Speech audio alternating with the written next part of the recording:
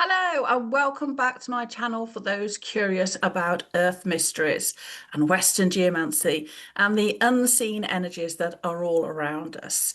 So today we're diving into the fascinating world of dowsing and how it connects us to Earth's stable energy features like ley lines and sound lines. But here's the thing. Dowsing can sometimes miss the fleeting temporary energy structures like plasma lights, vortices, and toroids that pulse through the landscape. They are not all permanent. There are very many transient energy features out there.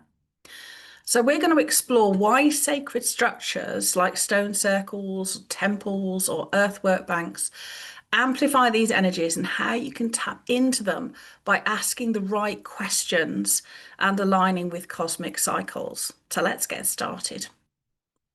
So dowsing is an ancient practice that enables us to detect the Earth's subtle energies. So we can use tools like rods or pendulums, and through using those tools, dowsers can locate stable energy features like telluric currents, which you may know them as ley lines, which are like the Earth's really energetic highways, which carry geomagnetic currents across the landscape. And these currents often align with sacred sites, ancient pathways, and even geological fault lines. And then there are sound lines, and these are vibrational energy patterns that resonate with the Earth's natural features. We can't hear them, but think of the noises that NASA hears in space. Planets have these vibrational sound wave features of them. And dowsing is fantastic. It's a fantastic tool for picking up sort of stable, consistent features that are always there, like the heartbeat of the earth, telluric currents, sound lines, the presence of underground water. All these things are incredibly important. But here's where it gets a little bit tricky. Not all energy features are stable.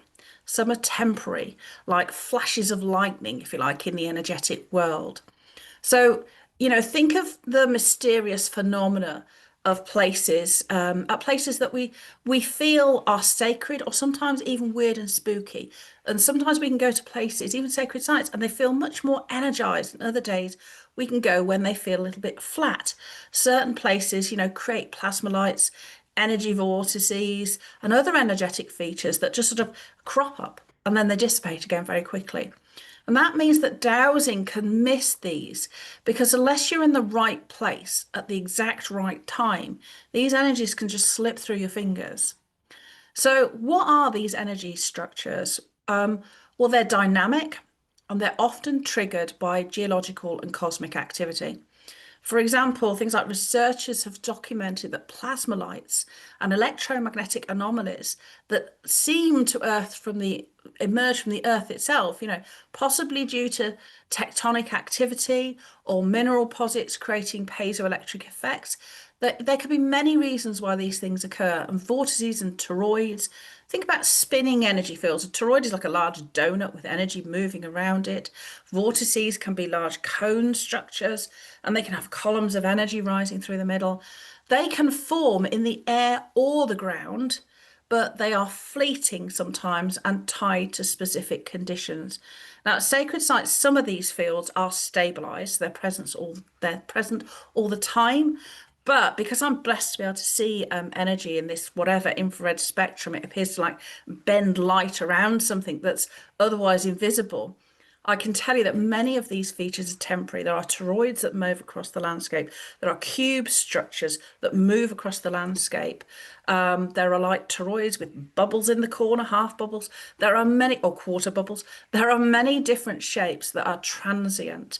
And I first started to recognize these when I was a young child, and I would notice that certain hills, ex-volcanoes, now long dead mountains, of course, had certain times these big cone energy structures, not cones, sorry, columns of energy rising from the top, and they'd have a donut around that column and it would pulse up every so often. But those features weren't there all the time. They were like discharges that happened every so often of like plasma energy, which I now come to know that. But the name of the hill was often symbolic. There were things like Beltane Hill in Ireland, which Beltane is May Day.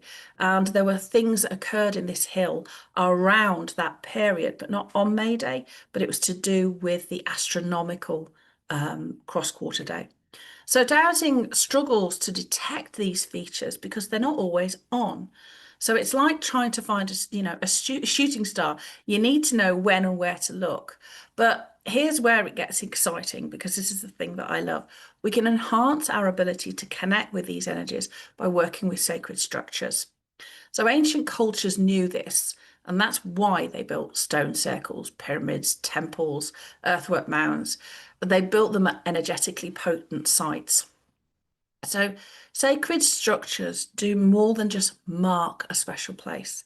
They amplify and stabilize earth energies. So when we build a stone circle or a cairn, we are creating a container for that energy. And these structures resonate with the earth's frequencies. And then we can engage in activities like things like chanting, drumming, dancing, banging your feet on the floor, and even lighting fires that can create temporary energy features. Because the actions like chanting, drumming, dancing, lighting fires, these actions create vibrational energies in the air and the ground. Drumming, chanting creates sound waves. Dancing patterns the feet, creates vibration. Fire agitates the air. And by agitating our environment, this we can agitate our environment into what I would call it like a plasma state. So it's not everywhere, but it's implicit. We can't see it, but it's sort of in the fabric of our surroundings.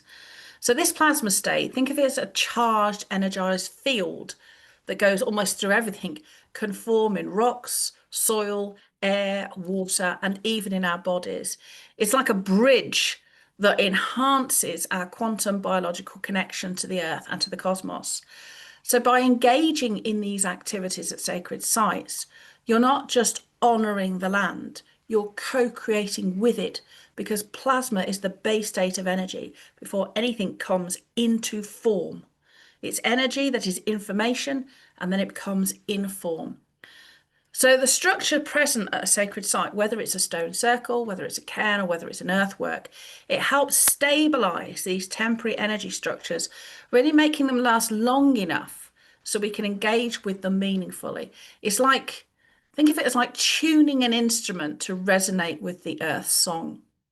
So how do we find these temporary energies if we're dowsing? Well, when we're going to sacred sites, if you are using dowsing with rods or pendulums, don't just ask, show me the energy line or is there energy here and map out things that we already know there. Ask, are there energies that are sometimes present at this site that are not here right now? And that will tell you that what you're presented with on that day is either the full extent or not. And if it's not, then you can dig deeper.